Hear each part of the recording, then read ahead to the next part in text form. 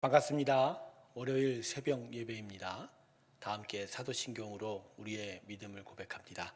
전능하사 천지를 만드신 하나님 아버지를 내가 믿사오며 그 외아들 우리 주 예수 그리스도를 믿사오니 이는 성령으로 잉태하사 동정녀 마리아에게 나시고 본디오 빌라도에게 고난을 받으사 십자가에 못 박혀 죽으시고 장사한 지 사흘 만에 죽은 자 가운데서 다시 살아나시며 하늘에 오르사 전능하신 하나님 우편에 앉아 계시다가 저리로서 산 자와 죽은 자를 심판하러 오시리라. 성령을 믿사오며 거룩한 공예와 성도가 서로 교통하는 것과 죄를 사하여 주시는 것과 몸이 다시 사는 것과 영원히 사는 것을 믿사옵나이다. 아멘. 우리 다 함께 301장 찬송 부르겠습니다. 지금까지 지내온 것 301장입니다. 301장 지금까지 지내온 것 주의 크신 은혜라. 한이 없는 주의 사랑 어찌로 말하랴. 자나깨나 주의 손이 항상 살펴주시고 모든 일을 주 안에서 형통하게 하시네. 몸도 맘도 연약하나 세임받아 살았네. 물 붓듯이 부으시는 주의 은혜 족하다. 사랑 없는 거리에나 험한 산길에 헤맬 때 주의 손을 굳게 잡고 찬송하며 가리라. 주님 다시 배올 날이 날로 가까워 무거운 짐 주께 맡겨 벗을 날도 멀잖네. 나를 위해 예비하신 고향 집에 돌아가 아버지의 품 안에서 영원토록 살리라. 기도하겠습니다. 하나님 아버지, 오늘도 우리를 깨우시고 하나님의 은혜 앞으로 불러주시니 감사합니다. 하나님의 사랑과 그 은혜를 더 깨닫는 저희가 되게 하여 주시고 하나님을 그래서 더욱더 믿고 의지하는 믿음의 길로 우리를 축복하여 주시옵소서. 성령의 충만함이 있게 하여 주시고 듣는 하나님의 말씀 아래는 저희의 간구가 오직 주 뜻 가운데 이루어지게 하여 주시옵소서. 하나님의 영광이 이 시간 가운데 함께하기를 소망하옵고 예수님의 이름으로 기도드립니다. 아멘. 오늘 말씀은 누가복음 4장입니다. 16절에서 30절 사이의 말씀입니다. 누가복음 16절입니다. 4장 16절에서 30절까지의 말씀입니다. 제가 읽겠습니다. 예수께서 그 자라나신 곳 나사렛에 이르사 안식일에 늘 하시던 대로 회당에 들어가서 성경을 읽으려고 서심해 선지자 이사야에게를 드리거늘 책을 펴서 이렇게 기록된 데를 찾으시니 곧 주의 성령이 내게 임하셨으니 이는 가난한 자에게 복음을 전하게 하시려고 내게 기름을 부으시고 나를 보내사 포로된 자에게 자유를 눈먼 자에게 다시 보게 함을 전파하며 눌린 자를 자유롭게 하고 주의 은혜를 전파하게 하려 하심이라 하였더라. 책을 덮어 그 맡은 자에게 주시고 앉으시니 회당에 있는 자들이 다 주목하여 보더라. 이에 예수께서 그들에게 말씀하시되 이 글이 오늘 너희 귀에 응하였느니라 하시니 그들이 다 그를 증언하고 그 입으로 나오는 바 은혜로운 말을 놀랍게 여겨 이르되 이 사람이 요셉의 아들이 아니냐. 예수께서 그들에게 이르시되 너희가 반드시 의사야 너 자신을 고치라는 속담을 인용하여 내게 말하기를 우리가 들은 바 가버나움에서 행한 일을 내 고향 여기서도 행하라 하리라. 또 이르시되 내가 진실로 너희에게 이르노니 선지자가 고향에서는 환영을 받는 자가 없느니라. 내가 참으로 너희에게 이르노니 엘리야 시대의 하늘이 3년 6개월간 닫히어 온 땅에 큰 흉년이 들었을 때 이스라엘에 많은 과부가 있었듯에 엘리야가 그중 한 사람에게도 보내짐을 받지 않고 오직 시동 땅에 있는 사렙다의 한 과부에게 뿐이었으며 또 선지자 엘리사 때 이스라엘에 많은 나병 환자가 있었을 때 그 중에 한 사람도 깨끗함을 얻지 못하고 오직 수리아 사람 나아만 뿐이었느니라. 회당에 있는 자들이 이것을 듣고 다 크게 화가 나서 일어나 동네 밖으로 쫓아내어 그 동네가 건설된 산 낭떠러지까지 끌고 가서 밀쳐 떨어뜨리고자 하되 예수께서 그들 가운데로 지나서 가시니라. 아멘. 오늘 본문은 예수님께서 자신이 자라난 고향인 나사렛의 회당에서 설교를 하신 일을 기록하고 있습니다. 예수님은 나사렛의 회당에 들어가 이사야서 61장의 말씀을 읽고 분명하게 해석을 해 주었습니다. 사실 이사야서 61장 본문은요, 메시아가 오시게 되면 일어날 일에 대한 예언이 담겨져 있습니다. 즉 예수님이 자신이 메시아며 자신이 예언된 일들이 이제 자신을 통해서 이루어질 것이다라고 이렇게 알려준 것입니다.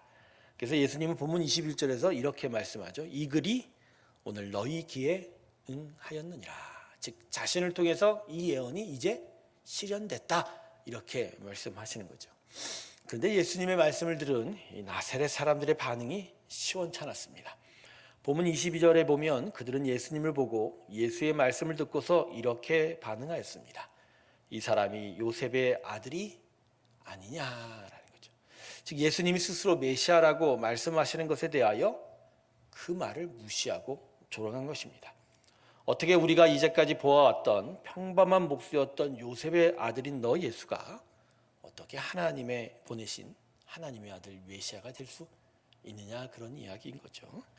그래서 이러한 반응에 대해서 예수님은 본문 23절에서 그들을 향하여 이렇게 말씀하시게 됩니다. 예수께서 그들에게 이르시되 너희가 반드시 의사야 너 자신을 고치라는 속담을 인용하여 내게 말하기를 우리가 들은 바 가버나움에서 행한 일을 내 고향 여기서도 행하라 하리라. 자, 여기서 예수님은 인용한 속담 하나가 있어요. 당시에 유명한 속담인 의사야 너 자신을 고치라.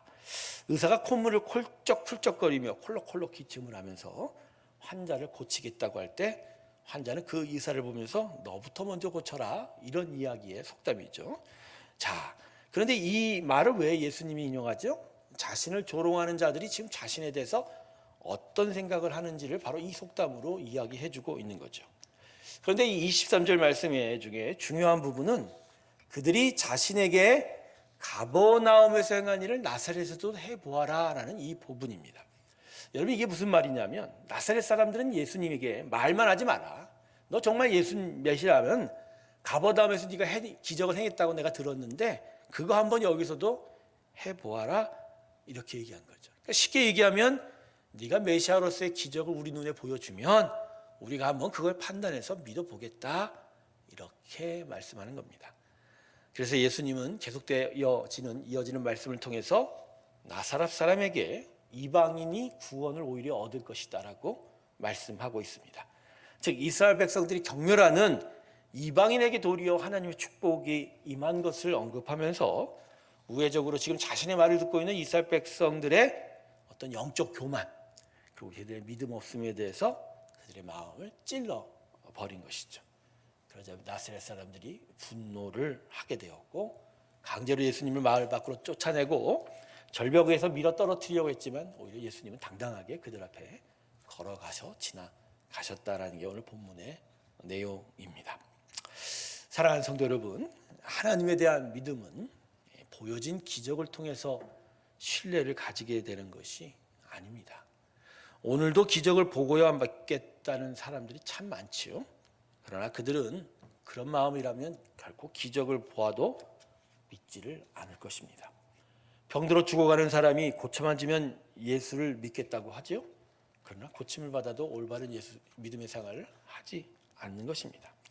왜냐하면 믿음이란 건 표적을 보고서가 아니고요, 하나님의 은혜에 대한 갈급함과 감사로 시작된다는 것이죠. 즉 기적이 아니라 그 마음에 하나님을 향한 사모함이 있어야 한다는 것입니다.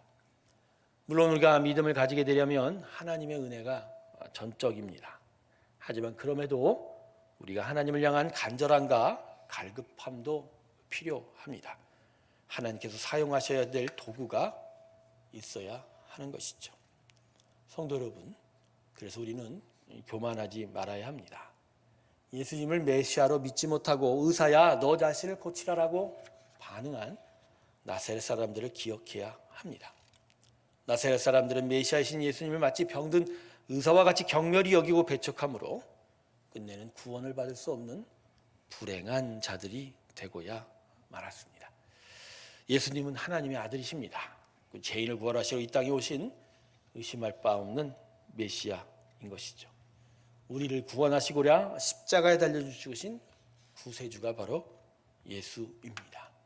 이것을 오늘 말씀을 통해서 오히려 믿으려 하고 또 그것을 귀하게 여기려 한다면 보고서 믿겠다는 다른 믿음 없는 이방인들과는 달리 우리는 하나님의 참된 생명의 길로 걸어 나아갈 수 있게 될 줄로 믿습니다. 믿으십시오. 믿음은 하나님이 우리에게 준 정말 귀한 선물입니다.